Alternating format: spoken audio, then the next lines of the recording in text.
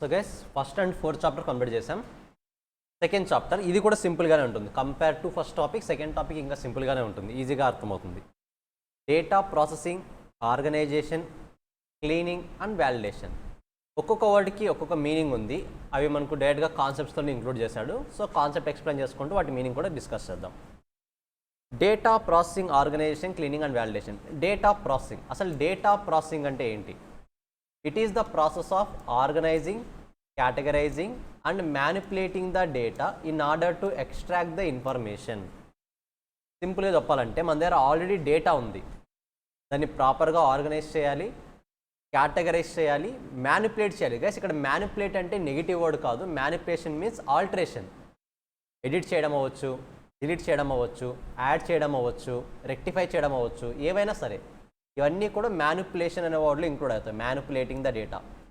Manipulating the data means changes that we made in existing data.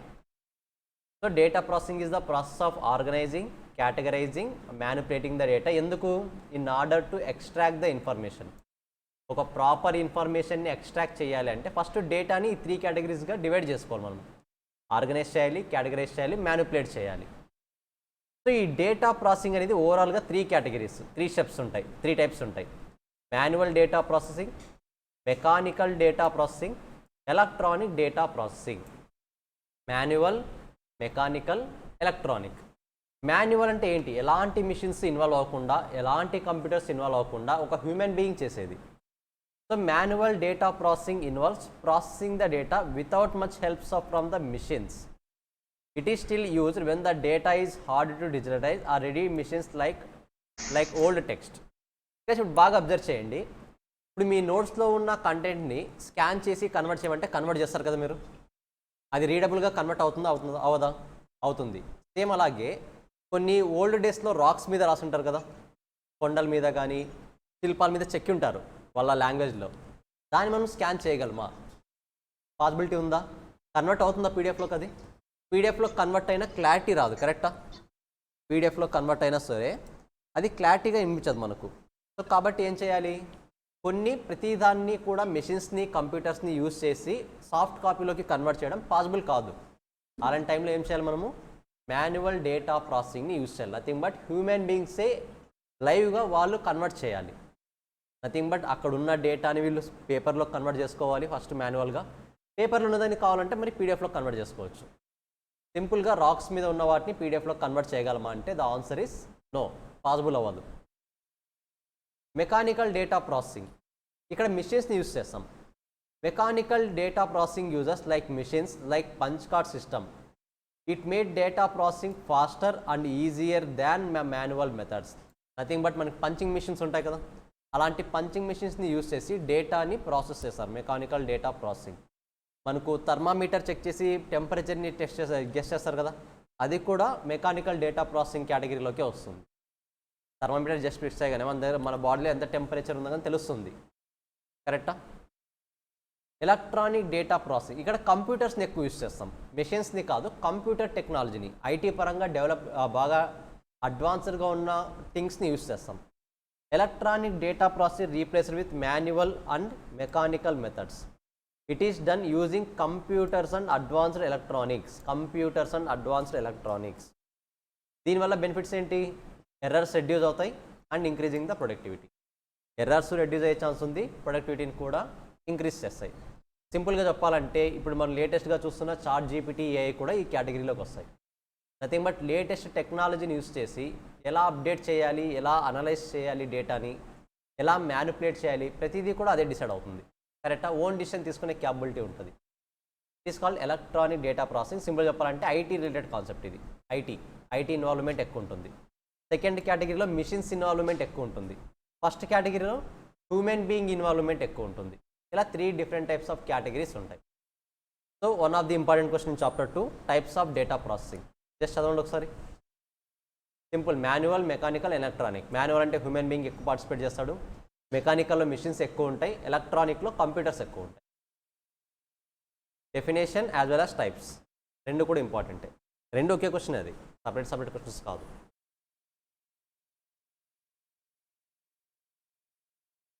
Just revise once.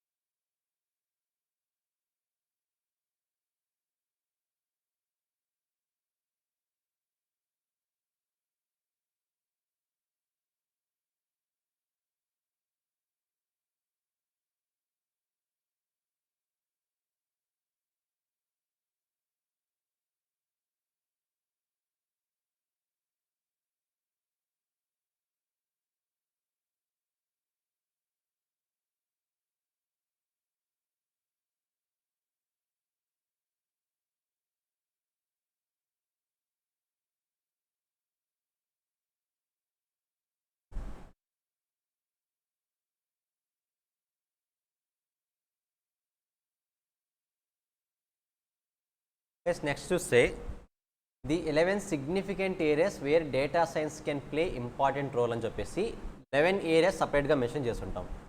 So మీరు సపరేట్గా చదవాల్సిన అవసరం లేదు. వన్స్ మనకు 4 చాప్టర్స్ కంప్లీట్ అయిపోయిన తర్వాత ఏ డిపార్ట్మెంట్లో డేటా సైన్స్ని ఎలా యూస్ చేస్తారని ఒక క్లారిటీ వస్తుంది. ఓకేనా? ఆఫ్టర్ 4 చాప్టర్స్ కంప్లీట్ అయిపోయిన తర్వాత క్లారిటీ వస్తుంది. అప్పుడు జస్ట్ వీటిని ఒకసారి గ్లాన్స్ చేస్తే సరిపోతుంది. ఓకేనా? మేబీ ఎగ్జామినేషన్ పాయింట్ ఆఫ్ వ్యూలో పర్టికులర్గా ఒక ఏరియా ఇచ్చేసి ఈ ఏరియాలో డేటా సైన్స్ని ఎలా యూస్ చేస్తారని అడగొచ్చు. చాలా కామన్గా మీకు ఈవెన్ దాని గురించి నాలెడ్జ్ లేకపోయినా సరే ఐటీని ఒక పర్టికులర్ సెక్టార్లో ఎలా యూస్ చేస్తారు, ఎడ్యుకేషన్ సెక్టార్లో ఐటీ రోల్ ఏంటి, ఆర్ పర్టికులర్గా మ్యానుఫ్యాక్చరింగ్ సెక్టార్లో ఐటీ రోల్ ఏంటి, కన్స్ట్రక్షన్ సెక్టార్లో ఐటీ రోల్ ఏంటి, ఇలా డిఫరెంట్ సెక్టార్స్లో క్వశ్చన్స్ అడిగితే ఒక 2 పాయింట్స్ రాయలేరా మీరు? ఆల్రెడీ 2 మార్క్స్ అడిగేది, ఇది 2 మార్క్స్ అడుగుతాడు. బట్ ఆఫ్టర్ 4 చాప్టర్స్ కంప్లీట్ అయిపోయిన తర్వాత ఒకసారి దాన్ని రివైజ్ చేయండి. ఓకేనా? ప్రజెంట్ అయితే నా టాపిక్స్ డీల్ చేయట్లేదు. 11 కేటగిరీస్ ఉంటాయి. ఆ 11 కేటగిరీస్లో ఒక్కోసారి ఏ పాయింట్స్ హైలైట్ చేయాలో వాళ్ళు చేస్తుంటారు.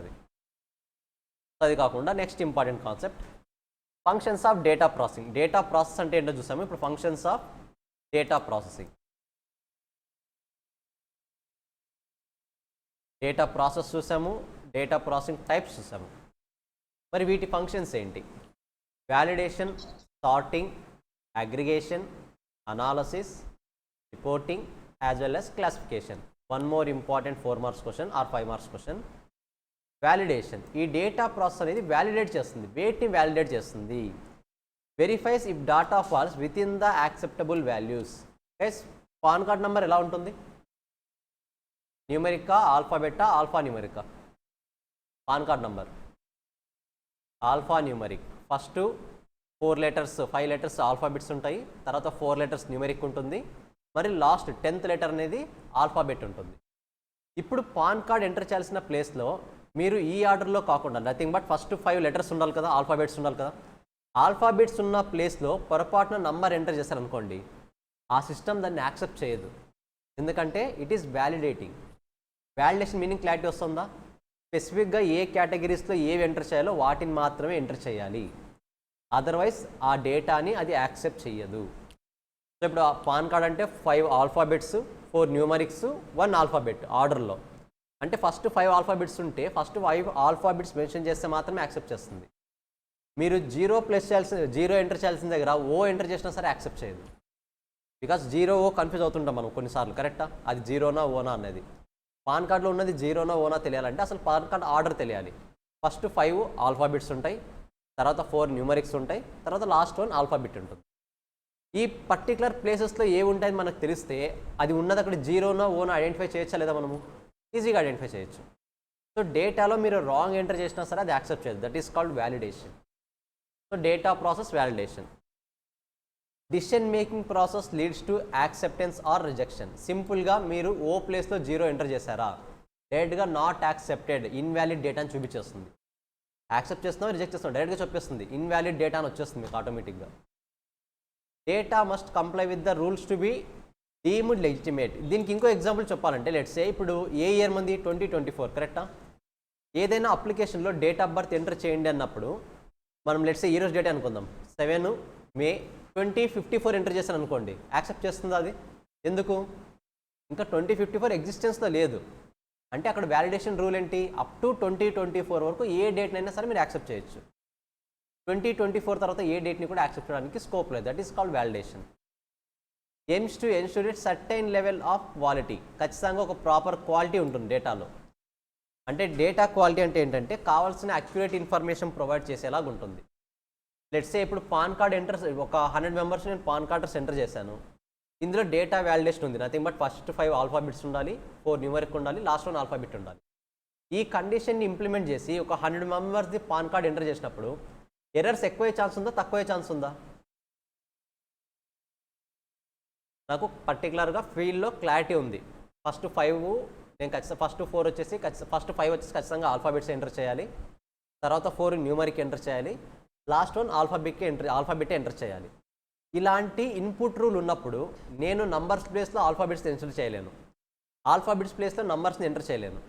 ఇప్పుడు ఇలాంటి కండిషన్స్ మధ్య ఒక 100 మెంబర్స్ నేను డేటా ఎంటర్ చేస్తే మిస్టేక్స్ ఎక్కువే ఛాన్స్ ఉందా, తక్కువే ఛాన్స్ ఉందా? తక్కువే ఛాన్స్ ఉంది. అది కండిషన్స్ లేవనుకోండి, జీరో ప్లేస్లో ఓ పెట్టచ్చు, ఓ ప్లేస్లో జీరో పెట్టచ్చు, ఆల్ఫాబెట్స్ని న్యూమరిక్స్ని ఇంటర్చేంజ్ చేయొచ్చు, ఏమైనా అవ్వచ్చు. కరెక్టా? సో ఈ డాటా ప్రాసెసింగ్ వాలిడేషన్ వల్ల మనకు ఈ ఎర్రర్స్ అనేది రెడ్యూస్ అయిపోతాయి చాలా వరకు. అందుకనే క్వాలిటీ డేటా వస్తుంది మనకు. రాంగ్ డేటా కాకుండా క్వాలిటీ డేటా వచ్చే ఛాన్స్ ఎక్కువ ఉంటుంది. That is called validation. Sorting మీకు ఆల్రెడీ తెలుసు, ఫిల్టర్ చేసుకోవడం. లెట్స్ సే మీరు ఫ్లిప్కార్ట్, అమెజాన్లో సెర్చ్ చేసినప్పుడు సార్ట్ అనే ఆప్షన్ ఉంటుంది అక్కడ. అబ్జర్వ్ చేశారా?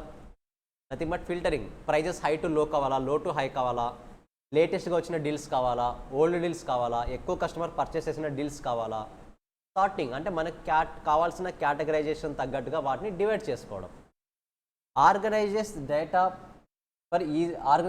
For easy understanding, analysation and visualisation. Can be done on raw or aggregated data.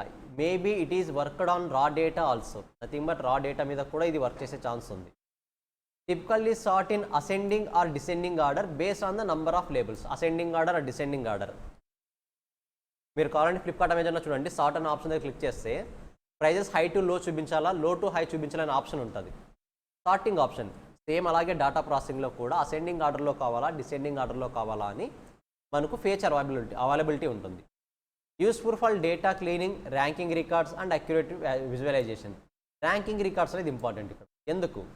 Because మనము హై టు లో ప్రైజెస్ చూపించండి అంటున్నామంటే ఫస్ట్ ఏ కేటగిరీస్ని సెలెక్ట్ చేసుకుంటున్నాం? హై ప్రైజెస్ ఉన్న వాటినా, లో ప్రైజెస్ ఉన్న వాటినా? హై ప్రైజెస్ కదా. అంటే ర్యాంకింగ్ ఇవ్వగలుగుతుంది. ఇది డేటా ప్రాసెసింగ్ అనేది ర్యాంకింగ్ ఇవ్వగలుగుతుంది. సో ర్యాంకింగ్లో కూడా ఈ సార్టింగ్ అనే ఆప్షన్ మనకి యూస్ఫుల్గా ఉంటుంది. Third one, analysis. Data analysis described as the process of cleaning, converting, modelling data to obtain actionable business intelligence. ఈ word important. Actionable business intelligence. Nothing but సింపుల్గా మీరు అనలైజ్ చేసే డేటా ఎలా ఉండాలి అంటే at the end of the day decision making కోసం use అవ్వాలి. Actionable business intelligence ఒక పర్టికులర్ డిసిషన్ మేకింగ్ కోసం యూజ్ అయ్యే విధంగా మీరు డేటాని అనలైజ్ చేయాలి. ఒక డిసిషన్ మేకింగ్కి కూడా యూజ్ అవ్వని అనాలిసిస్ ఉంటే దాన్ని డేటా అనాలిసిస్ అనరు. ఖచ్చితంగా డేటా అనాలిసిస్ అయింది అంటే డిసిషన్ మేకింగ్ కోసం యూజ్ అవ్వాలి అది. ఓకేనా? ఫస్ట్ 3 పాయింట్స్ చదవండి. That's one of the most important question in chapter 2. Miss అవ్వద్దండి. Validation, sorting, analysis.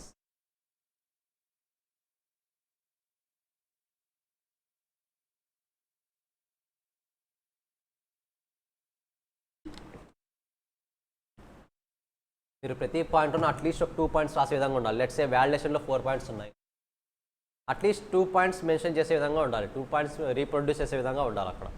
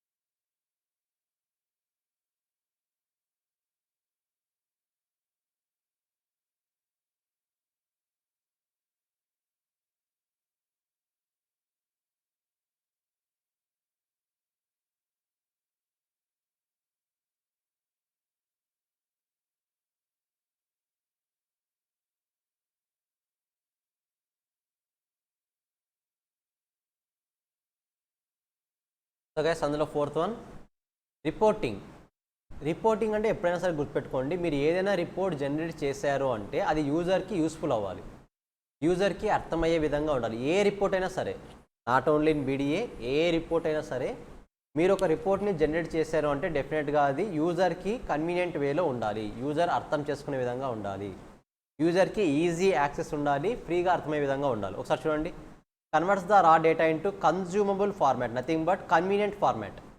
యూజర్కి అర్థమయ్యే విధంగా ఉండాలి, consumable format to evaluate the organisational performance. So అప్పుడు మాత్రమే ఆర్గనైజేషనల్ పర్ఫార్మెన్స్ని ఎవాల్యుయేట్ చేయగలం, అనలైజ్ చేయగలం. Provide answers to fundamental enquiries about the firm status.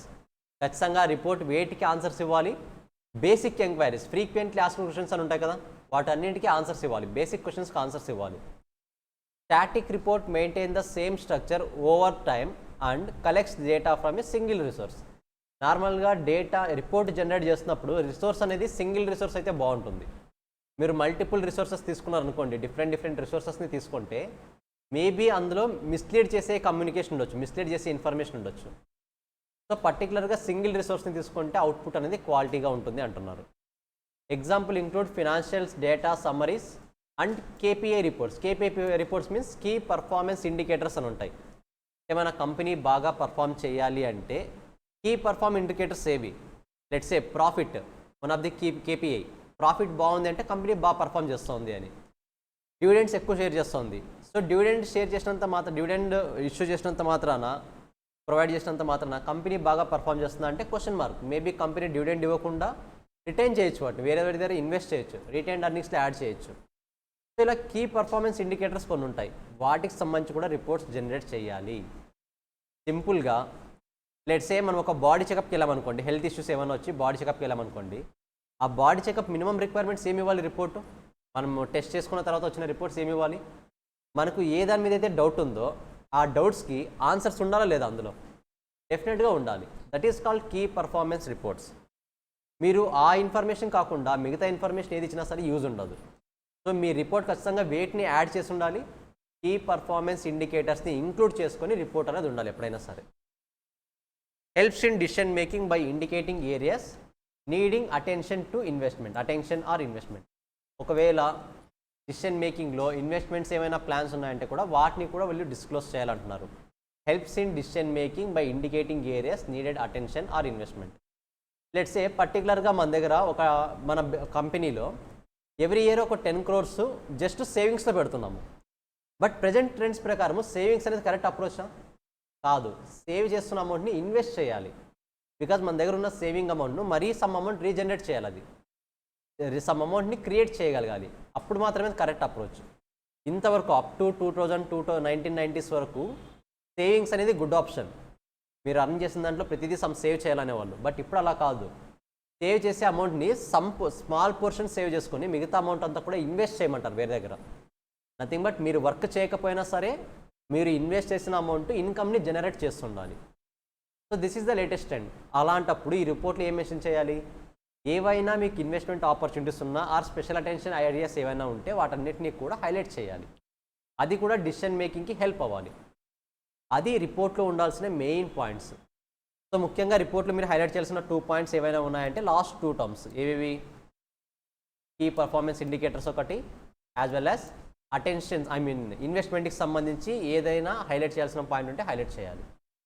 So రిపోర్టింగ్లో 2 main points important. Aggregation, nothing but aggregate చేయడం. Summarises the data by replacing individual rows and column with totals or summaries. Commonly used data warehouse to provide quick answers to analyse the analytical queries. ఇంకా సింపుల్గా చెప్పండి, let's say ఒక బ్యాంక్లో cashier ఉన్నాడు అనుకుందాం. Cash deposit చేసినవి receive చేసుకుంటాడు, withdraw చేసినప్పుడు ఇష్యూ కూడా చేస్తాడు.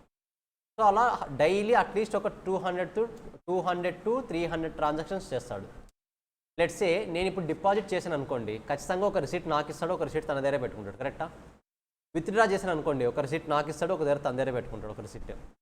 నథింగ్ బట్ డిపాజిట్ నుంచి రిసీట్స్ ఇష్యూ చేసిన తర్వాత మనకు వచ్చిన డిపాజిట్స్ నుంచి, అంటే నేను బ్యాంకర్ అనుకుంటే నాకు వచ్చిన డిపాజిట్స్ ఎన్ని, విత్డ్రాల్స్ ఎన్ని ఉన్నాయి, ఈ డిపాజిట్స్ నుంచి విత్డ్రాల్ని లెస్ చేస్తే ఎంతైతే అమౌంట్ ఉంటుందో క్యాష్, ఆ క్యాష్ ఖచ్చితంగా నాకు క్యాష్ బాక్స్లో ఉండాలి కదా, ఉండాలా అవసరం లేదా?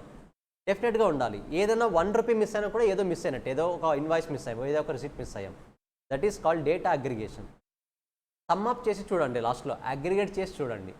ఖచ్చితంగా మీ దగ్గర ఉన్న ఇన్వాయిస్ బిల్స్ ఆ నెట్ ఆఫ్ ఎంతైతే వస్తుందో, deposits receipts minus withdraw receipts value ఎంతైతే వస్తుందో ఖచ్చితంగా అమౌంట్ క్యాష్ బాక్స్లో ఉండాలి. అప్పుడు మాత్రమే డేటా అగ్రిగేషన్ వ్యాలిడ్ అయినట్టు. Otherwise not valid. ఏదో మిస్ అయింది, ఎక్కడో సమ్ అమౌంట్ మిస్ అయి ఉండొచ్చు, ఆర్ ఏదో ఒక రిసిప్ట్ మిస్ అయి ఉండొచ్చు. Data aggregators or software tools used for large scale of data aggregation. Large scale datas వీటి ఎక్కువ యూజ్ చేస్తారు. Enables analyst to access and analyse vast amount of data efficiency. Vast amount, nothing but huge data. Huge data ఉన్నప్పుడు మాత్రమే ఈ aggregations అనే టెక్నిక్స్ని use చేస్తారు. చిన్న చిన్న వాటికి యూజ్ చేయరు. మన పాకెట్లో 100 రూపీస్ ఉంది, 50 రూపీస్ ఎక్స్పెన్స్ పెట్టామంటే పాకెట్లో ఎంత ఉంటుంది? ఆటోమేటిక్గా 50 ఉంటుంది. దానికి డేటా అగ్రిగేషన్ అవసరమా? అవసరం లేదు. చిన్న చిన్న వాటికి యూజ్ చేయాల్సిన అవసరం లేదు. బిగ్ డేటాస్ ఉన్నప్పుడు మాత్రమే యూజ్ చేస్తారు. క్లాసిఫికేషన్ సపరేట్ కాన్సెప్ట్ ఉందని చెప్పాను కదా మార్నింగ్ క్లాస్లో. ఆ క్లాసిఫికేషన్ గురించి సపరేట్గా డిస్కస్ చేయాలి మనం. ఫస్ట్ ఈ 2 పాయింట్స్ చదవండి, aggregation as well as reporting. Classification separate concept, we need to analyse in depth. First ఒకసారి రివైజ్ చేయండి, క్లాసిఫికేషన్ గురించి డిస్కస్ చేద్దాం.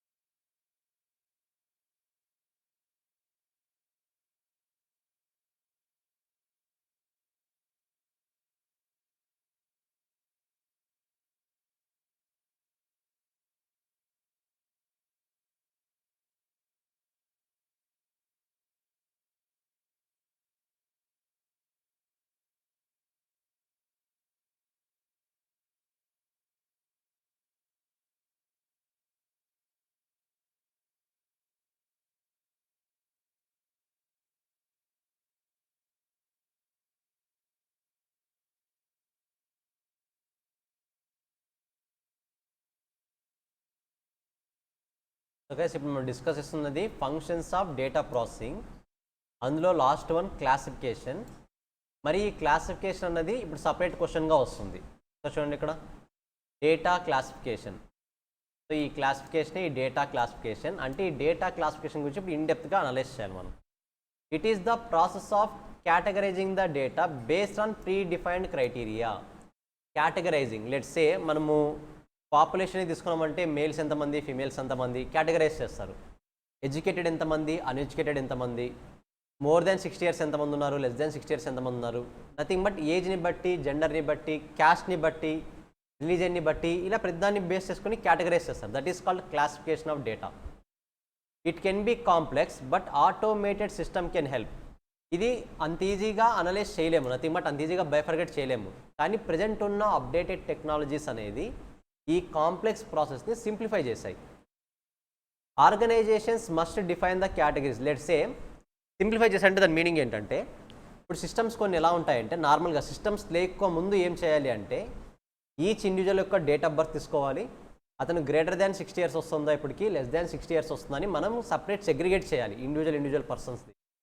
బట్ ఇప్పుడు సిస్టమ్స్ ఎలా వచ్చాయంటే మీరు ఆటోమేటిక్గా డేట్ ఆఫ్ బర్త్ని ఎంటర్ చేశారా అంటే మోర్ దెన్ 60 ఇయర్స్ ఉన్న వాళ్ళని సపరేట్ చేసి చూపిస్తుంది, లెస్ దాన్ 60 ఇయర్స్ ఉన్న వాళ్ళని సపరేట్ చేసి చూపిస్తుంది. మనం ఎక్సెల్లో కూడా ఈ ట్రిక్స్ యూస్ చేయొచ్చు. Show me only if the peoples are more than 60 years, if the peoples age is more than 60 years. So segregate చేసే ఛాన్స్ ఉంది. సో హ్యూజ్ డేటాని మనకు కావాల్సిన విధంగా బెస్ట్ వేలో క్లాసిఫై చేసుకోవచ్చు with the help of advanced technologies. Organisation must define the categories. ప్రతి ఒక్క ఆర్గనైజేషను ఏ కేటగిరీస్ కింద డివైడ్ చేయాలన్నది ఖచ్చితంగా క్లియర్గా చెప్పాలి. లెట్స్ సే మనం ఒక పాపులేషన్ చూద్దాం అనుకుందాం. 2025కి సంబంధించి ఇండియన్ పాపులేషన్ ఎంత ఉందో చూడాలి.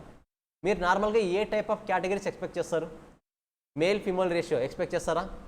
ప్రతి మేల్కి ఎంతమంది ఫీమేల్స్ ఉన్నారా, ప్రతి 100 మెంబర్స్కి 40 మెంబర్స్ అలా చెప్తారు కదా.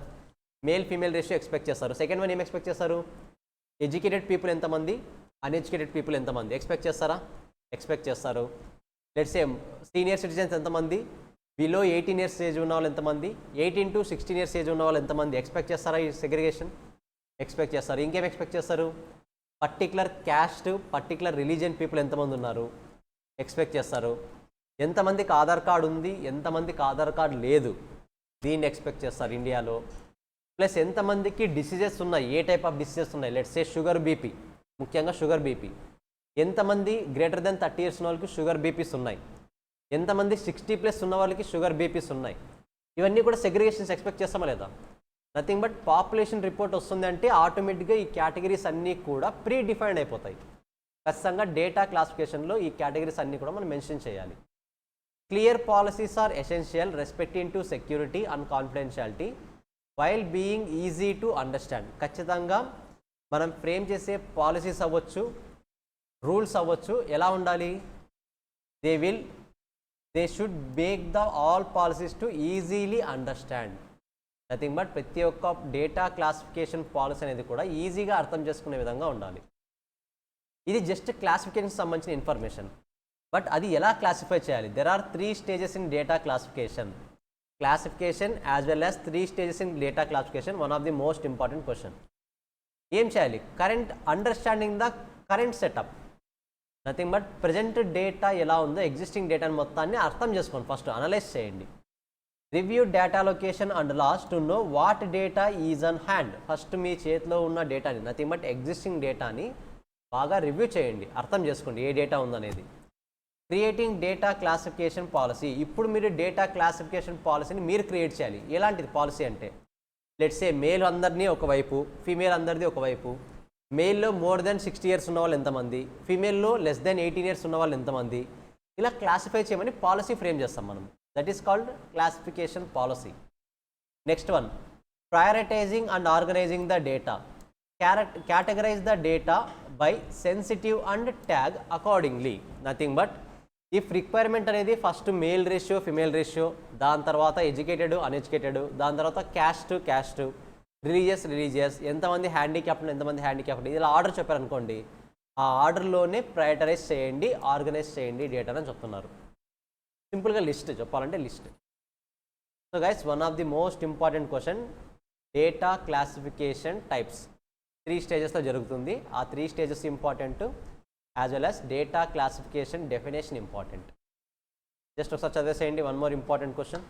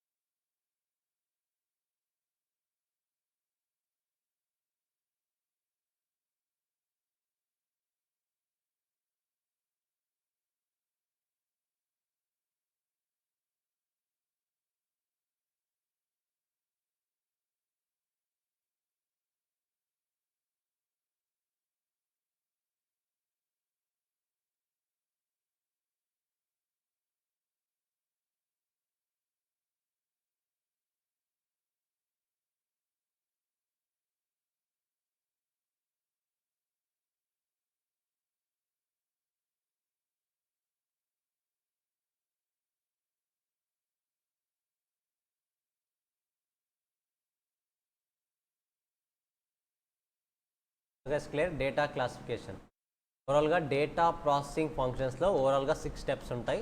అందులో last one data classification. So ఇక్కడ ఫంక్షన్స్ ఆఫ్ డేటా ప్రాసెసింగ్లో 6th స్టెప్ డేటా క్లాసిఫికేషన్. మరి డేటా క్లాసిఫికేషన్ని 3 పార్ట్స్గా డివైడ్ చేస్తాం. సో అది మనకి ఎస్ఏ పరంగా ఒక ఎగ్జామ్ పరంగా ఇంపార్టెంట్ క్వశ్చన్. నెక్స్ట్ చూడండి డేటా ఆర్గనైజేషన్. నార్మల్గా ఈ డేటా ఆర్గనైజేషన్ టెక్నిక్స్ అన్నీ కూడా మీరు ఆల్మోస్ట్ మన ఫౌండేషన్ లెవెల్లో స్టాట్స్లో యూస్ చేస్తుంటారు. స్టాటిస్టిక్స్ చాప్టర్లో continuous data, discrete data, variable data discuss చేద్దాం. అవే వస్తాయి ఇప్పుడు అన్నీ కూడా. Data organisation and distribution. Data organisation ఏంటి? Data organisation, what is the data organisation? It is like hiding up the messy data into neat groups. Simple చెప్పాలంటే క్లమ్జీగా ఉన్న డేటాని ప్రాపర్ వేలో అరేంజ్ చేసుకోవడం. For example arranging students grade by subjects. Nothing but subject wise students grade ఎలా ఉన్నాయన్నది entire data నుంచి separate కేటగిరీగా arrange చేసుకోవడం. ఆర్గనైజింగ్ నథింగ్ బట్ అరేంజ్ చేసుకోవడం. Why it is important? ఈ డేటా ఆర్గనైజింగ్ అనేది ఎందుకు important? Helps to make data easy to understand and use. Nothing but ఒక 100 members ఉన్న డేటాని, స్టూడెంట్స్ డేటాని సబ్జెక్ట్ వైజ్ ఎవరు టాప్ వచ్చారు అనేది మనం సెగ్రిగేట్ చేసుకుంటే ఏ సబ్జెక్ట్లో ఎవరు టాపర్ అనేది ఈజీగా మనం ఐడెంటిఫై చేయొచ్చు కదా. క్లమ్జీగా ఉన్నప్పుడు అంత ఈజీ కాదు, బట్ మనం సబ్జెక్ట్ వైజ్ డివైడ్ చేసుకున్నప్పుడు ఈజీ అవుతుంది. So easy to understand as well as easy to use. Techniques like sorting and tables make it clear. Sorting ఇంతకుముందే నేర్చుకున్నాం. నథింగ్ బట్ అసెండింగ్ ఆర్డర్లో చూపించడం, డిసెండింగ్ ఆర్డర్లో చూపించడం, ఒక ఆర్డర్లో మనకు కావాల్సిన ఫిల్టర్ చేసుకోవడం. That's why data organising is important. ఇందులో 2 టైప్స్ ఉన్నాయి డేటా టైప్స్లో. Structured data, unstructured data. Structured data, unstructured data. Structured data అంటే ఏంటి? Neat and can go in to data bases. Nothing but ఒక ప్రాపర్ ఆర్డర్ ఉంటుంది, clarity ఉంటుంది, సింప్లిఫైగా ఉంటుంది structured data. Unstructured data messy, always మెస్సీగా ఉంటుంది, నథింగ్ బట్ క్లమ్జీగా ఉంటుంది. So structured data, unstructured data. How business use it, ఎలా యూజ్ చేస్తుంది? Helps to improve operations and decisions. Nothing but ఈ డేటాని ప్రాపర్గా ఆర్గనైజ్ చేయడం తెలిస్తే డిసిషన్ మేకింగ్లో అవ్వచ్చు, డే టు డే ఆపరేషన్స్లో అవ్వచ్చు, దీన్ని ఎలా యూజ్ చేయాలో తెలుస్తుంది. లెట్స్ సే మీకు బెస్ట్ ఎగ్జాంపుల్, ఒక మెడికల్ షాప్కి వెళ్ళండి. పర్టికులర్గా ఆ పర్సన్కి ఎక్స్పీరియన్స్ ఉంటే మాత్రమే మీరు చెప్పిన ట్యాబ్లెట్ ఏ ప్లేస్లో ఉంటుందో తెలుస్తుంది. కరెక్టా? పర్టికులర్గా అక్కడికి వెళ్తాడో అదే ట్యాబ్లెట్ తీసుకొస్తాడు. ఎలా తెలుస్తుంది?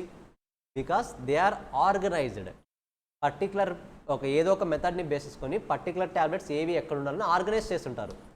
అలా కాకుండా ఒక పెద్ద బాక్స్లో అన్నీ వేసేసి మనకు కావాల్సిన ట్యాబ్లెట్ ఇవ్వమంటే ఏం చేయాలి? ప్రతిసారి సెర్చ్ చేయాలి. కరెక్టా? వెతకాలి, ఉన్న వాటిని బయటికి తీయాలి, లోపల ఉన్న వాటిని బయటికి తీయాలి, చూడాలి, ఎక్స్ట్రాక్ట్ చేయాల్సి వస్తుంది. అనవసరంగా టైం వేస్ట్. అదే ఆర్గనైజర్ వేలో ఉంటే మనకి ఈజీగా అర్థమవుతుంది. కరెక్టా?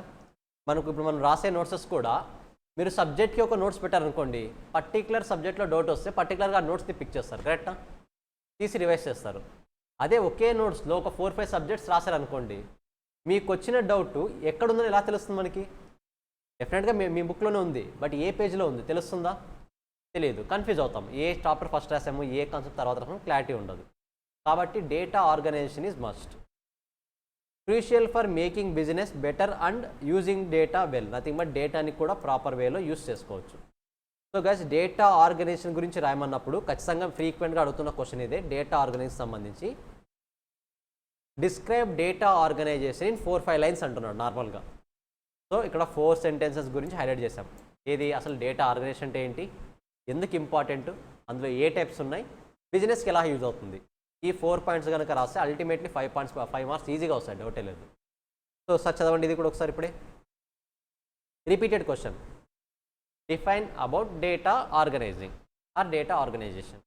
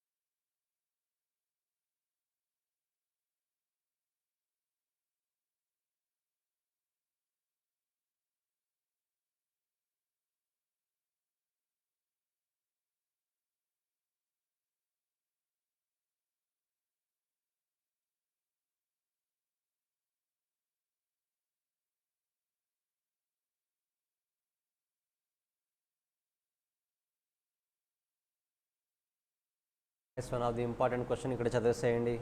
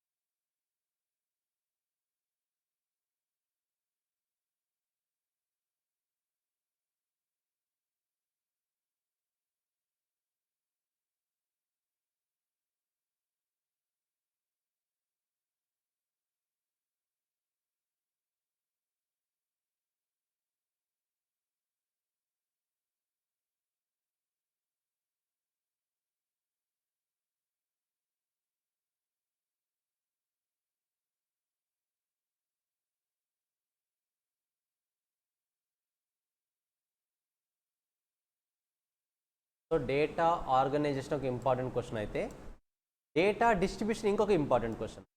అదే 2 టైప్స్ ఆఫ్ క్వశ్చన్. మరి ఆ డిస్ట్రిబ్యూషన్లో టైప్స్ వస్తాయి, అది నేర్చుకుందాం ఇప్పుడు. So data distribution nothing but distribute చేయాలి డేటాని. What is data distribution? It is like looking at all possible values for something like grades or temperatures and how often they happen. Nothing but డేటాని ఎలా analyse చేయాలని ఇక్కడ డిస్ట్రిబ్యూషన్లో నేర్చుకుంటాం. ఇక్కడ types కూడా వస్తాయి, డిస్కస్ చేద్దాం ఒక్కొక్కటే. Helps to understand how data is spread out. Nothing but data అనేది ఎలా డిస్ట్రిబ్యూట్ అయింది, ఒక్కొక్కరికి అవసరమైన డేటాని ఎలా షేర్ చేస్తున్నాం. Distribution means sharing. అవసరమైన డేటాని పర్టికులర్ పర్సన్కి ఎలా డిస్ట్రిబ్యూట్ చేస్తున్నాం అనేది ఇక్కడ నేర్చుకుంటాం. Why it is important? Helps to analyse data correctly using maths. ఆ మ్యాథ్స్ అనేది ఎందుకు వచ్చిందో కూడా డిస్కస్ చేద్దాం. Because stats concepts, maths concepts almost inter కనెక్టెడ్గా ఉంటాయి. మనం నేర్చుకునేది స్టాట్స్ కాన్సెప్ట్స్, బట్ ప్రాబ్లమ్స్ కాదు. ఇంటర్నల్గా వాళ్ళు ఎలా దాన్ని డెవలప్ చేస్తారనేది నేర్చుకుంటాం. Important for making decisions based on data. డేటాని బేస్ చేసుకొని డిసిషన్ మేకింగ్ చేయాలన్నప్పుడు ఈ డేటా డిస్ట్రిబ్యూషన్ అనేది మనకి హెల్ప్ అవుతుంది. How data distribution is used? Organisation data into graphs like histograms and pie charts. I think pie charts idea ఉంది కదా, circle వస్తుంది కదా, 360 డిగ్రీస్ ఉంటుంది. సో సేమ్ అలాగే హిస్టోగ్రామ్స్ నథింగ్ బట్ గ్రాఫ్స్ని యూజ్ చేసి డిస్ట్రిబ్యూషన్స్ని ఇక్కడ ఐడెంటిఫై చేస్తాం. Helps estimating change of something happening in A group of data. Nothing but particular group of డేటాలో ఏదైనా చేంజ్ వచ్చిందనుకోండి, ఆ చేంజ్ని ఐడెంటిఫై చేయాలన్నా కూడా మనము ఈ డేటా డిస్ట్రిబ్యూషన్ని యూస్ చేస్తాం. అందులో మీకు తెలిసింది ప్రాబబిలిటీ డిస్ట్రిబ్యూషన్. ఫౌండేషన్లో డెఫినెట్గా నేర్చుకుంటారు. పర్టికులర్గా ఒక కేటగిరీ ఆఫ్ పీపుల్కి ప్రాబబిలిటీ అసైన్ చేస్తాం మనం. ఎస్టిమేషన్స్ గెస్ చేస్తున్నప్పుడు ప్రాబబిలిటీస్ అసైన్ చేస్తాం. It is a math model nothing but it is a math model to guess the chances of certain things happening. Nothing but ఒక పర్టికులర్ ఈవెంట్ హ్యాపెన్ అవుతుందా లేదా అని identify చేయడానికి ఈ ప్రాబబిలిటీ డిస్ట్రిబ్యూషన్ని యూస్ చేస్తాం మనం. ప్లస్ ప్రాబబిలిటీ డిస్ట్రిబ్యూషన్లో బాగా అబ్జర్వ్ చేయండి. లెట్సే ఈరోజు వర్షం వస్తుందా లేదా, మనం ఎంత కాన్ఫిడెన్స్ చెప్పగలము? మీరు మేబీ ఇప్పుడు మన గూగుల్లో చూసినా సరే ఒక పర్సెంటేజ్ చూపిస్తుంది. There are 30% of chances, 50% of chances అనేది. సో ఆల్రెడీ డేటాని అనలైజ్ చేసి 50%ని ఎవరికి డిస్ట్రిబ్యూట్ చేస్తూ ఉంది? రెయిన్కి డిస్ట్రిబ్యూట్ చేస్తుంది. That is called probability distribution. Identify చేసిన నంబర్ని 30%, 40%, 50%ని దేనికి డిస్ట్రిబ్యూట్ చేస్తూ ఉంది? రెయిన్కి. నథింగ్ బట్ రెయిన్ వచ్చే ఛాన్స్ 50% ఉంది. That is called probability distribution. ఇంత 2 టైప్స్ వస్తాయి ఇప్పుడు, డిస్క్రీట్ డేటా, కంటిన్యూస్ డేటా. మన ఫౌండేషన్లో చాలా వరకు స్టాట్స్ మొత్తం ఇదే చదువుకుంటాం. డిస్క్రీట్ డేటా అంటాడు, కంటిన్యూస్ డేటా అంటాడు, వేరియబుల్ డేటా అంటాడు. కానీ మీరు అనుకున్నంత టఫ్ అయితే కాదు, చాలా చాలా easy concept. But before going to discrete data and continuous data, మన నెక్స్ట్ కాన్సెప్ట్ అదే discrete data. Before going to that first ఒకసారి ఇది కూడా రివైజ్ చేసేయండి త్వరగా. జస్ట్ 2 minutesలో అయిపోవాలి.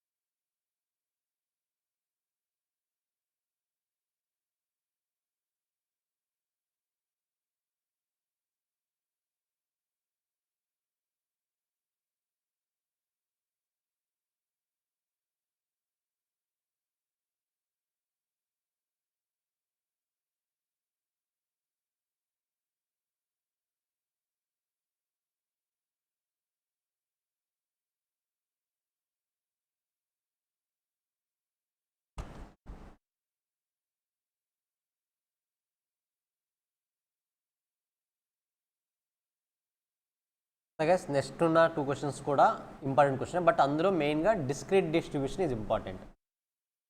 Discrete distribution, countable data with a finite number of possible values.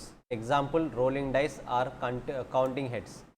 Rolling dice, counting heads normal thing మీరు నేర్చుకున్నదే, బట్ మన డిఫరెంట్ వేలో చెప్పుకోవాలంటే లెట్స్ సే ఒక పర్సన్ ఎన్ని ఇయర్స్ బతకగలంటే మీరు ఏం చెప్తారు? మ్యాక్సిమం ఎన్ని ఇయర్స్? 100. సో 100 అని కౌంట్ చెప్పగలుగుతున్నారు కదా, then it is called discrete distribution. మనం పర్టికులర్గా ఒక క్వశ్చన్ మార్క్ అడిగినప్పుడు దానికి ఆన్సర్ ఉంది అంటే it is called discrete distribution. ఒక పర్సన్ ఇన్కమ్ ఎంత ఉండొచ్చు చెప్పగలమా ఖచ్చితంగా? It is called continuous distribution. So unlimited data points on a continuous scale. మనం ఒక క్వశ్చన్ అడిగినప్పుడు దానికి ఒక లిమిట్ ఉంది, మనం దాన్ని ఐడెంటిఫై చేయగలుగుతున్నాము, ప్రాపర్ లిమిట్లోనే ఉంది అంటే it is called discrete distribution. Limit లేదు ఎంతైనా ఉండొచ్చు అంటే continuous distribution. Let's say shoe size ఎంత ఉండొచ్చు? Shoe size hardly 12, 13, 14. పోనీ 25, 50, 60, 70 ఉంటాయా షూ సైజులు? ఉండవు. కాబట్టి discrete డేటానా continuous డేటానా? Discrete data. Limit ఉంది. ఇన్కమ్ ఎంత ఉంది అంటే లిమిట్ చెప్పలేము. నువ్వు ఇయర్ మొత్తం మన లైఫ్లో ఎన్ని కిలోమీటర్స్ ట్రావెల్ చేస్తావంటే చెప్పగలవా? చెప్పలేము. Continuous data.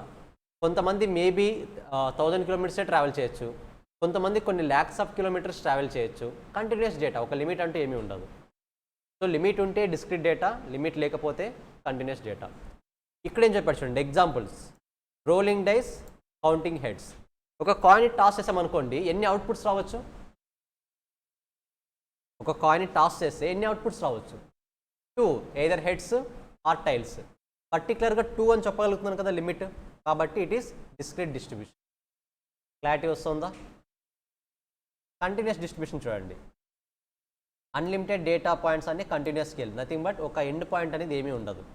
ఈ డిస్క్రీట్ డిస్ట్రిబ్యూషన్లో టైప్స్ చూద్దాం. Binomial distribution, Poisson distribution, hyper geometric distribution, geometric distribution. ఓవరాల్గా 4 కేటగిరీస్ ఉంటాయి. Binomial distribution, count success or failure in experiment like coin టాసెస్.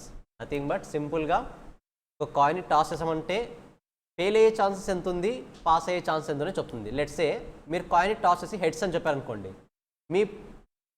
మీరు చెప్పిన పాయింట్ మేబీ ఇది హెడ్ చెప్పొచ్చు, మీరు టైల్స్ చెప్పొచ్చు. లెట్స్ సే హెడ్ చెప్పారనుకుందాం. హెడ్ పడే ఛాన్స్ ఎంత పర్సెంటేజ్ ఉంటుంది? 50%. That is called binomial distribution. అంటే పర్టికులర్గా సక్సెస్ రేట్ ఎంత, ఫెయిల్యూర్ రేట్ ఎంత యాక్యురేట్గా చెప్పగలుగుతున్నారంటే బైనామల్ డిస్ట్రిబ్యూషన్.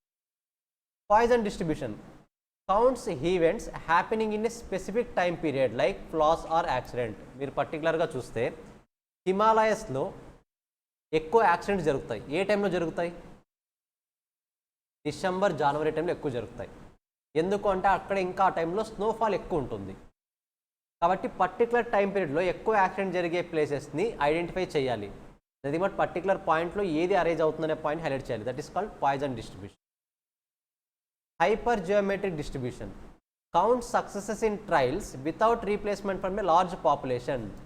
ట్రయల్స్లోనే సక్సెస్ ఐడెంటిఫై చేస్తుందంట హైపర్ జియోమెట్రిక్. సింపుల్ ఎగ్జాంపుల్, మన రైస్ మనం పెట్టిన తర్వాత రైస్ కుక్ అయిందా లేదా అని జస్ట్ పైన ఉన్నది మాత్రమే టెస్ట్ చేసి వస్తాం, కరెక్టా? ర్యాండమ్ శాంప్లింగ్ గుర్తుందా? జస్ట్ 1 or 2 ఐటమ్స్ని తీసుకొని టెస్ట్ చేస్తాం, బాగా ఉడికిందా లేదా, రైస్ ప్రిపేర్ అయిందా లేదా. That is called hyper geometric. మనం ట్రయల్ చేస్తున్నాం, జస్ట్ తీసుకొని ట్రయల్ చేస్తున్నాం, బట్ ట్రయల్లోనే సక్సెస్ అయిందా ఫెయిల్ అయిందా చెప్పేస్తుంది. That is called hyper geometric. Geometric counts the probabilities of the first success. నువ్వు కాయిన్ టాస్ చేస్తే నీకు ఫస్ట్ సక్సెస్ ఎప్పుడు రావచ్చు? ఫస్ట్ టైం రావచ్చు ఆర్ సెకండ్ టైం రావచ్చు. అంటే 2 ఆపర్చునిటీస్ అక్కడ ఉన్నది. అంటే 2 టైమ్స్లో నీ సక్సెస్ వస్తుందని చెప్పేది జియోమెట్రిక్. క్లారిటీ వస్తుందా? ఇప్పుడు నువ్వు ఒక డైస్ని త్రో చేసావు అనుకోండి, డైస్లో ఎన్ని కేటగిరీస్ ఉంటాయి? ఓవరాల్గా 6 ఉంటాయి, కరెక్టా? అంటే నువ్వు చెప్పిన నంబర్ ప్రాపర్గా అక్కడ అప్పీర్ అవ్వడానికి మేబీ 6 టైమ్స్ పట్టొచ్చు. అంటే ఫస్ట్ టైం 2 మీది మేబీ 5 నెంబర్ చెప్పారనుకోండి, ఫస్ట్ టైం 2 పడవచ్చు, తర్వాత 3 పడవచ్చు, తర్వాత 4 పడవచ్చు, 5th టైం 5 పడవచ్చు. మీరు 5 అని చెప్పారు కదా, మీరు సక్సెస్ అవ్వాలంటే మినిమం ఎన్ని టైమ్స్ వెయిట్ చేయాలి? ఇప్పుడు 6 రౌండ్స్ వరకు వెయిట్ చేయాలి. 6 రౌండ్స్ వరకు వెయిట్ చేస్తే మేబీ ఏదో ఒకసారి మీరు చెప్పిన 5 నెంబర్ పడుతుంది. రిపీటెడ్గా ఉన్న నెంబర్స్ని కౌంట్ చేయము. ఇక్కడ రిపీటెడ్గా ఉన్న నెంబర్ని కౌంట్ చేస్తే 36 టైమ్స్ అవుతుంది, కరెక్టా? రిపీటెడ్గా ఉన్న నెంబర్ని కౌంట్ చేయము, ఓన్లీ వన్ టైం మాత్రమే అపేర్ చేస్తాం. సేమ్ అలాగే కాయిన్ టాస్ చేసినప్పుడు ఎయిదర్ హెడ్సా టైల్సా, ఎన్ని వేసినా చెప్పొచ్చు మనం, ఎన్ని రౌండ్స్లో చెప్పొచ్చు మీరు పాస్ అయ్యే category 2 rounds. First time fail అయ్యారా, సెకండ్ టైం అల్టిమేట్గా సక్సెస్ అయినట్టే. That is called first success. Counts the probability of the first success. First time success అవడానికి మీ ప్రాబబిలిటీ ఎంత అని చెప్పేది జియోమెట్రిక్.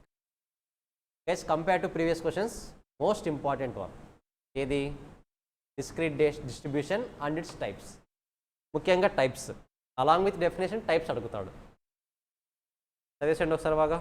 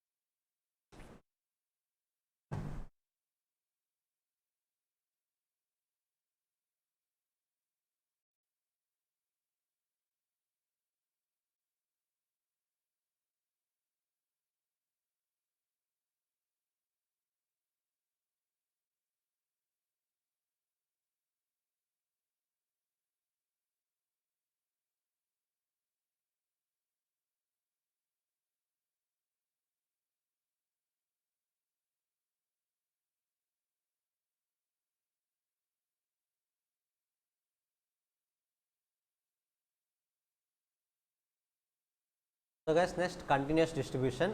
యాక్చువల్గా కంటిన్యూస్ డిస్ట్రిబ్యూషన్ మనకు రియల్ టైమ్ ఎక్స్పీరియన్స్ అనేది ఉండదు. డిస్క్రీట్ డిస్ట్రిబ్యూషన్ అయితే రియల్ టైమ్ ఎక్స్పీరియన్స్ ఉంటుంది, జస్ట్ కాయిన్స్ డైసే కాబట్టి మనకు ఐడియా ఉంటుంది. బట్ కంటిన్యూస్ డిస్ట్రిబ్యూషన్ అనేది పర్టికులర్గా బిగ్ కంపెనీస్లో అనలైజేషన్ కోసం యూస్ చేస్తారు. మనం రియల్ టైంలో వీటిని ఎక్కువ యూస్ చేయం, అంటే మన డే టు డే లైఫ్లో. సో అన్లిమిటెడ్ డేటా ఉంటుంది, నథింగ్ బట్ ఎండ్ పాయింట్ ఉండదు. ఇందులో కూడా టైప్స్ ఉన్నాయి. First one nominal. Well shaped curve with values clustered around the centre. నార్మల్గా మీరు ఏ కంపెనీ ప్రాఫిట్స్ అయినా చూసినా సరే బెల్ షేప్డ్లో ఉంటాయి. ఇలా bell shape, reverse bell shape అంటాం. నథింగ్ బట్ మెల్లగా స్టార్ట్ అవుతాయి, మెచ్యూరిటీ స్టేజ్కి రీచ్ అవుతాయి, దాని తర్వాత డౌన్ఫాల్ అయిపోతాయి. That is called normal continuous distribution. Log normal. Logarithm of variables follows a normal distribution. నార్మల్గా ఈ నార్మల్ డిస్ట్రిబ్యూషన్ నేర్చుకున్నాం కదా, దానికి లాగరిథమ్స్ని అప్లై చేస్తే that will be called as log normal. Nothing but మనం రియాలిటీలో జరిగే దాన్ని లాగ్ వాల్యూస్ని యూస్ చేసి ఐడెంటిఫై చేస్తే, లాగ్ వాల్యూస్ మీరు మేబీ 9th 10thలో యూస్ చేస్తుంటాం కదా మనం, ఆ వాల్యూస్ని యూస్ చేస్తే that will be called as log normal. అందుకని ముందే చెప్తున్నారు, రియల్ టైమ్ ఎక్స్పీరియన్స్ అనేది ఉండదు మనకి, డే టు డే లైఫ్లో వీటిని మనం ఎక్కువగా యూస్ చేయము. F distribution. Test equality of variances between the two populations. Nothing but మనం టూ పాపులేషన్స్ని సెలెక్ట్ చేసుకుని, ఒక particular category of population select చేసుకుని అందులో శాంప్లింగ్ చేసి వాళ్ళ మీద ఏదైనా ఒక కేటగిరీ ఆఫ్ సర్వే చేసినప్పుడు 2 డిఫరెంట్ పీపుల్ ఎలాంటి ఆన్సర్స్ ఇస్తున్నారు అనేది ఈ ఎఫ్ డిస్ట్రిబ్యూషన్ చెప్తుంది. లెట్సే మీరు ఇప్పుడు ఆంధ్ర తెలంగాణ ఉంది కదా, ఆంధ్రాలో వెళ్ళి పర్టికులర్గా మీ ఫేవరెట్ ఐపీఎల్ టీమ్ మీద అడగండి, తెలంగాణకు వచ్చి పర్టికులర్గా మీ ఫేవరెట్ ఐపీఎల్ టీమ్ మీద అడగండి, ఖచ్చితంగా ఇద్దరి మధ్య ఒపీనియన్స్కి సమ్ డిఫరెన్సెస్ ఉంటాయి. That differences is called as if distribution. But నేను చెప్పిన ఎగ్జాంపుల్ క్వాలిటేటివ్ డిఫరెన్సెస్ ఉంటాయి, బట్ ఎఫ్ డిస్ట్రిబ్యూషన్ అవ్వాలంటే క్వాంటిటేటివ్ డిఫరెన్సెస్ ఉండాలి. ఓకేనా, క్లారిటీ వస్తుంది కదా. నేను చెప్పింది ఇప్పుడు ఎమోషన్స్ని బేస్ చేసుకుని, నథింగ్ బట్ వాళ్ళ ఫీలింగ్స్ ఒపీనియన్స్ని బేస్ చేసుకుని. బట్ ఇన్ రియాలిటీలో కంపెనీ పాయింట్ ఆఫ్ వ్యూలో 2 పర్టికులర్ సర్వేస్ చేసినప్పుడు, ఆ 2 పర్టికులర్ టెస్ట్లు కండక్ట్ చేసినప్పుడు వాళ్ళ ఇద్దరి మధ్య వచ్చే క్వాంటిటేటివ్ రిజల్ట్, క్వాంటిటేటివ్ అవుట్పుట్ని ఎఫ్ డిస్ట్రిబ్యూషన్ అంటాం. T square. Squaring and summing independent standard normal variables. మీరు స్టెప్ 1లో ఐడెంటిఫై చేసిన నార్మల్ డిస్ట్రిబ్యూషన్ని స్క్వేరింగ్ చేసి సమ్ అప్ చేస్తే వచ్చే వాల్యూస్ని చీ స్క్వేర్స్ అంటారు. ఒక్కొక్క దాన్ని ఒక్కొక్క డిపార్ట్మెంట్స్లో యూస్ చేస్తూ ఉంటారు వీటిని చీ squares. Next one, exponential distribution represents the consistence failure rate closely related to Poisson distribution. Closely related to poison అంటే పాయిజన్ డిస్ట్రిబ్యూషన్. అంటే కన్సిస్టెన్స్ ఫెయిల్యూర్ గురించి చెప్పేది ఎక్స్పోనెన్షియల్ డిస్ట్రిబ్యూషన్. మీరు అల్టిమేట్గా ఏదైనా ఒక ప్లేయర్ని, క్రికెట్లో తీసుకుంటే ఒక ప్లేయర్ని కన్సిస్టెంట్గా ఫెయిల్ అవుతున్నాడు అంటే దాని మీద ఒక గ్రాఫ్ డ్రా చేస్తారు. ఎలా ఉండేవాడు, ఎలా అయ్యాడు, ఎలాంటి పర్ఫార్మెన్స్ ఇచ్చేవాడు, ఎలాంటి పర్ఫార్మెన్స్ ఇస్తున్నాడు. అంటే కన్సిస్టెన్స్ ఫెయిల్యూర్ వచ్చింది అంటే ఆటోమేటిక్గా డిక్లైనింగ్ స్టేజ్లోకి వస్తున్నట్టు. కన్సిస్టెన్స్ ఫెయిల్యూర్ వస్తుందంటే ఆటోమేటిక్గా డిక్లైనింగ్ స్టేజ్లోకి వస్తున్నట్టు. ఒక పర్సన్ మీద ఎక్స్పోనెన్షియల్ డిస్ట్రిబ్యూషన్ అప్లై చేసామంటే డెఫినెట్గా ఈ డిక్లైనింగ్ స్టేజ్ దగ్గరలో ఉందా లేదని ఒకసారి అనలైజ్ చేయాలి మనం.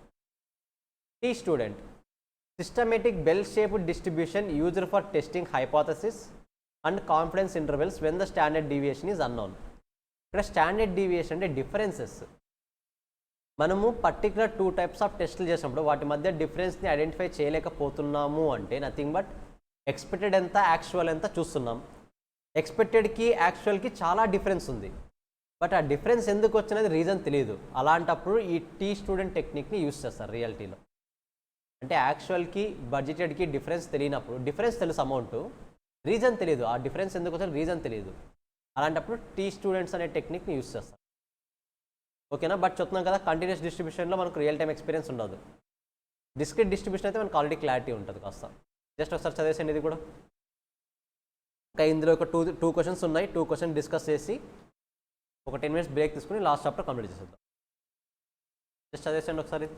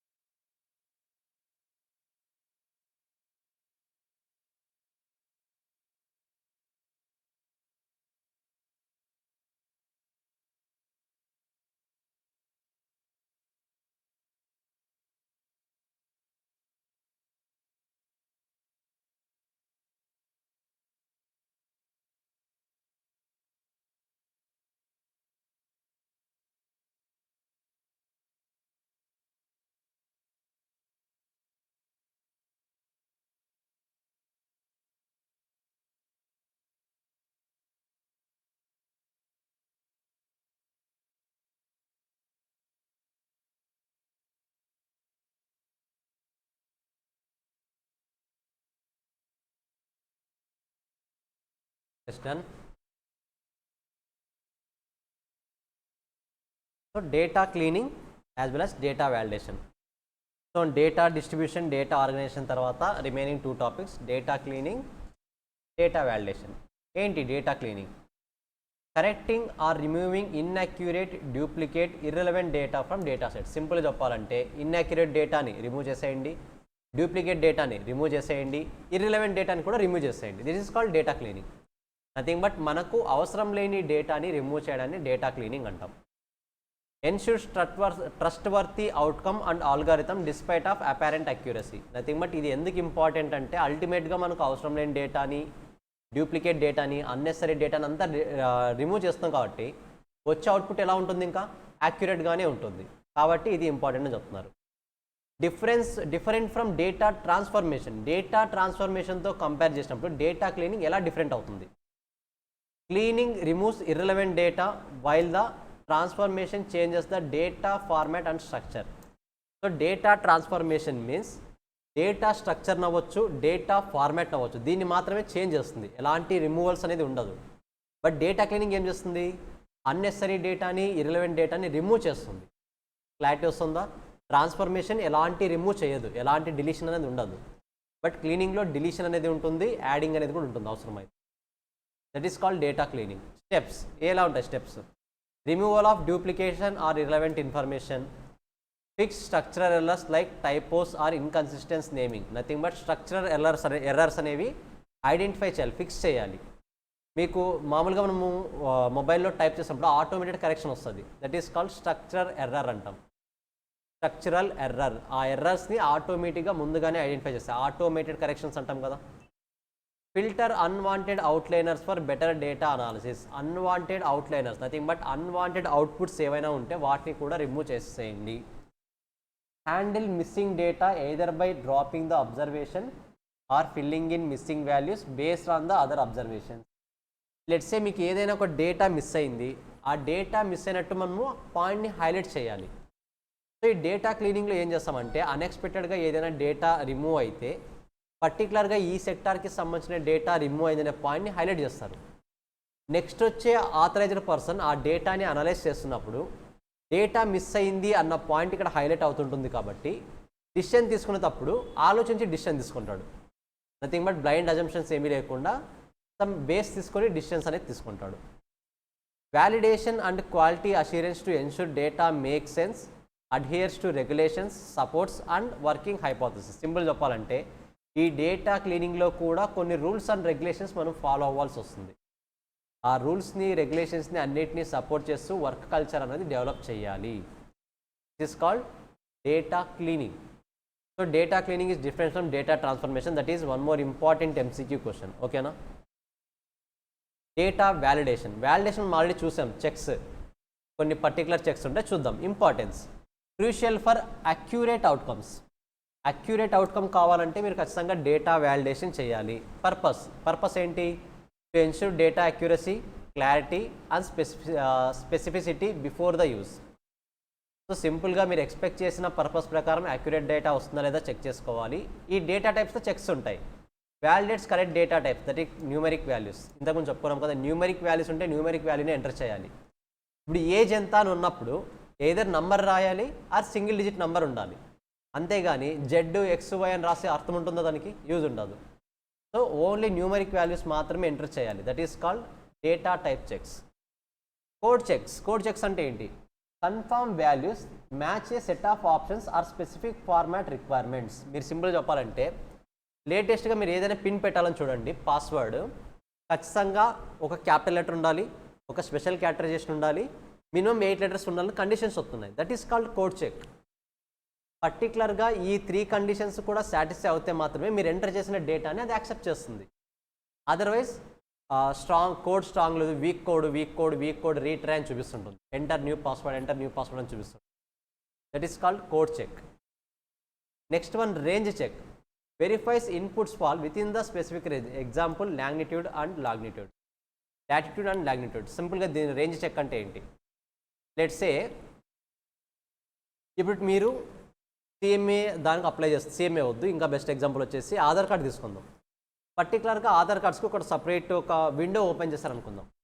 ఎవరైతే 2022 తర్వాత నుంచి 2024 వరకు మధ్యలో ఎవరైతే కొత్తగా బర్త్ అయి ఉంటారో, పుట్టింటారో వాళ్ళకి ఆధార్ కార్డ్స్ ఇష్యూ చేస్తామని కొత్త విండో రిలీజ్ చేస్తారనుకుందాం. ఇప్పుడు ఈ విండోకి 2021లో పుట్టిన పర్సన్ వెళ్తే ఆ పర్సన్కి ఆధార్ కార్డ్ అప్రూవ్ చేస్తారా? చేయరు. ఎందుకంటే స్పెసిఫిక్గా రేంజ్ చెప్పారు 2022 టు 2024 అనేది. మీరు దీన్ని ఇంకా ఎక్కడ అబ్జర్వ్ చేస్తారంటే జాబ్స్ అప్లికేషన్లో అప్లై చేస్తారు. బ్యాచ్ నెంబర్ చెప్తారు ఫ్రమ్ 2020 టు 2024 ఈ బ్యాచ్ వాళ్ళలో క్వాలిఫై అయిన వాళ్ళు మాత్రమే, ఈ బ్యాచ్లో నుంచి బయటకు వచ్చిన వాళ్ళు మాత్రమే జాబ్కి అప్లై చేయండి అని. మీ రెజ్యూమ్లో ఆటోమేటిక్గా 2019 అని కనిపించింది ఆ పాస్ అవుట్, ఆటోమేటిక్గా మీ రెజ్యూమ్ ఏమైపోతుంది, అక్కడే రిజెక్ట్ అవుతుంది. So they are using range checks. So రెజ్యూమ్ని ఫిల్టర్ చేయడానికి కూడా రేంజ్ చెక్స్ని అక్కడ యూస్ చేస్తాం. ఫార్మాట్ చెక్ ఇంతకుముందు చెప్పుకున్నాం కదా, పాన్ కార్డ్ది ఫార్మాట్ ఉంటుంది. ఆ పర్టికులర్గా ఫార్మాట్లో చెప్పిన విధంగా డేటా ఎంటర్ చేస్తే మాత్రమే డేటా యాక్సెప్ట్ చేస్తుంది, అదర్వైజ్ యాక్సెప్ట్ చేయాలి.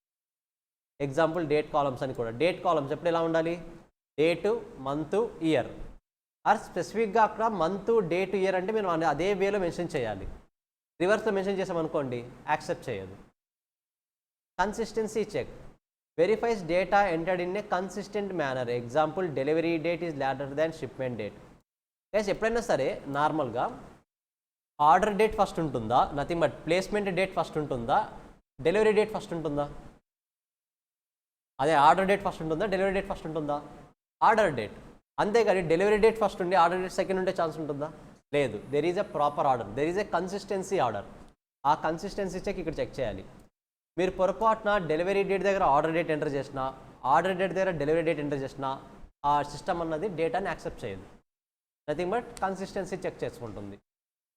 Uniqueness checks ensure that the unique items in the database. Example pan, email ID. మీతో పాటు ఒక 100 మంది పాన్ కార్డ్ డీటెయిల్స్ ఎంటర్ చేశారు.